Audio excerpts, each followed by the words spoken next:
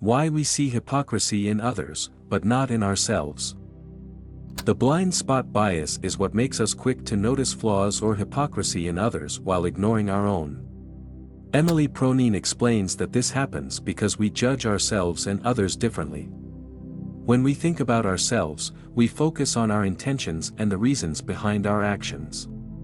However, when we look at others, we only see their behavior. This creates a blind spot where we excuse our own mistakes but hold others fully accountable for theirs. If you're late and cut someone off in traffic, you might think, "I didn't mean to, I'm in a hurry." But if someone else cuts you off, it's easy to assume they're reckless or rude. We naturally give ourselves more credit because we see our actions in context, while others' actions seem black and white. This bias has two main causes. First, we believe we understand ourselves better than anyone else. We can hear our inner thoughts and justify our choices, but we can't do the same for others. Second, we don't like to feel uncomfortable. Admitting our own hypocrisy creates a sense of guilt or shame, so we unconsciously make excuses to protect our self-image. This keeps us from recognizing when we're being unfair or inconsistent. The blind spot bias can lead to problems in relationships and society. It makes us more judgmental of others and less willing to admit when we're wrong.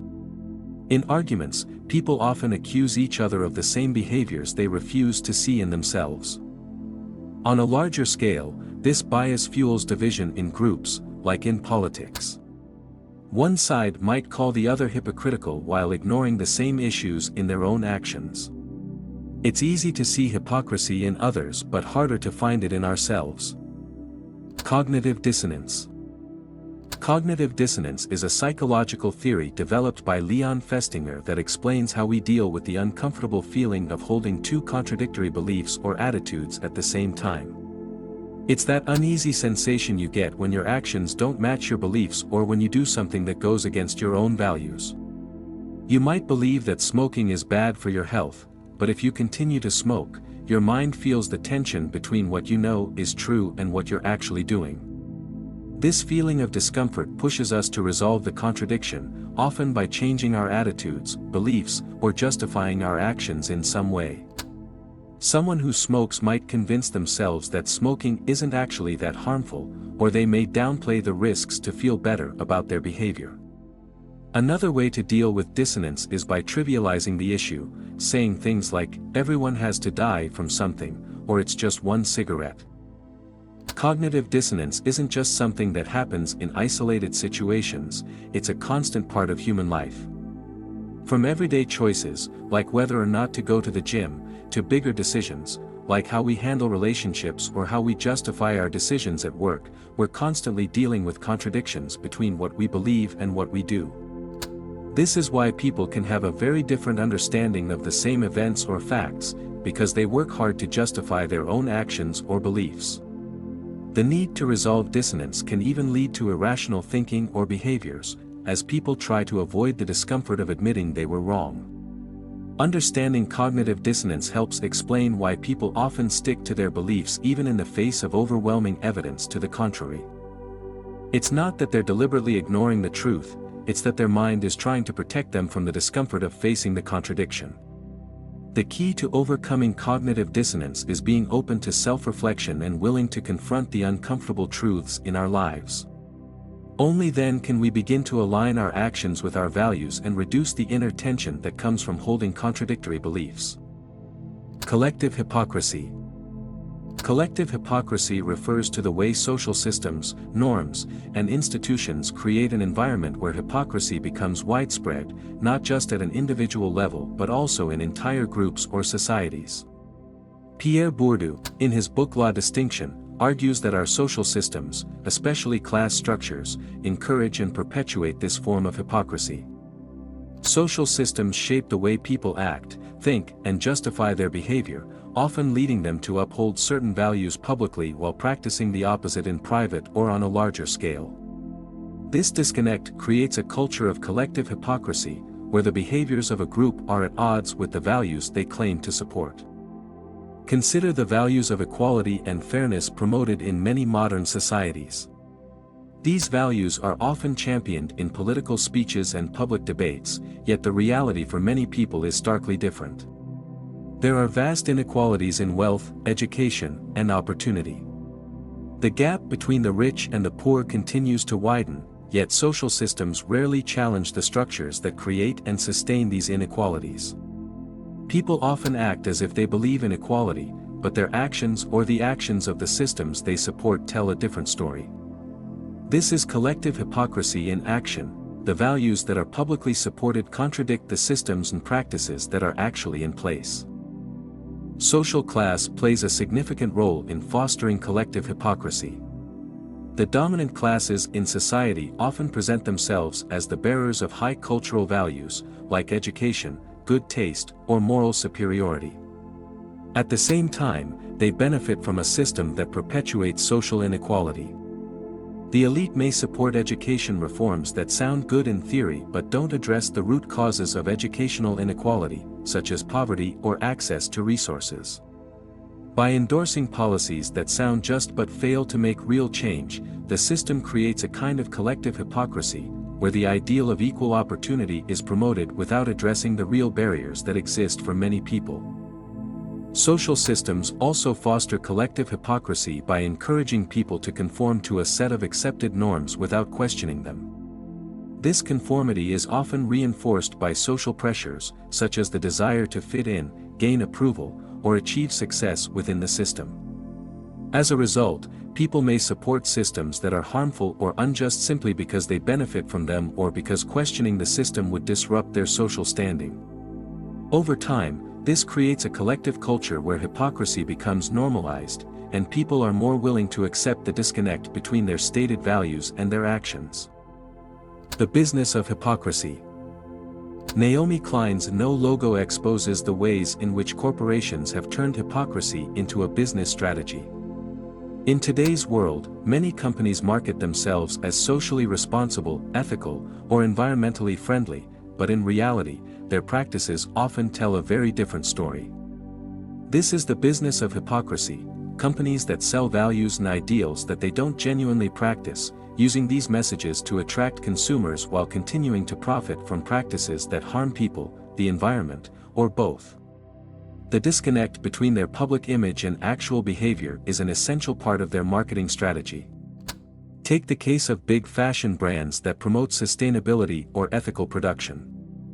These companies may advertise their clothing as being made from eco-friendly materials or produced with fair labor practices. However, their factories are often located in countries with poor labor laws, where workers are paid low wages, work in unsafe conditions, or are subjected to long hours. The company may be aware of these issues but chooses to ignore them to keep costs low and maximize profits. This form of hypocrisy is built into the business model. The values are simply a tool to attract conscious consumers, but the company's true operations remain rooted in exploitation. This kind of corporate hypocrisy is not just limited to fashion. It's seen across multiple industries, from food to technology to energy. Companies frequently claim to support causes such as environmental conservation, diversity, or human rights. They sponsor charitable events, release feel-good advertising campaigns, and paint a picture of themselves as part of the solution to the world's problems. However, these companies continue to engage in practices that directly undermine the values they preach.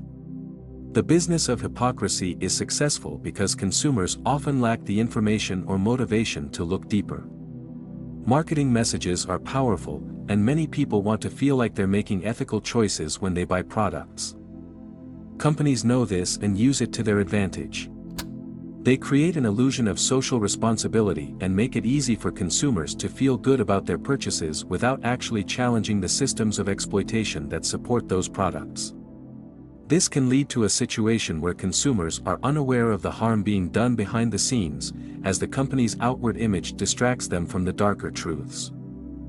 This strategy works because of the immense power of branding and consumer culture. Companies focus more on their brand's image than on actually improving their practices. The value of the brand is often more important than the substance of what the company offers. In a world where corporate giants have outsized influence over politics, culture, and economies, this disconnect between image and reality is becoming a norm.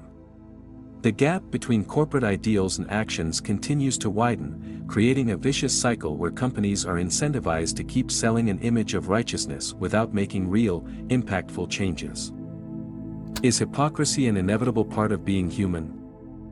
Hypocrisy is often seen as a flaw or a moral failing, but is it something we can't avoid?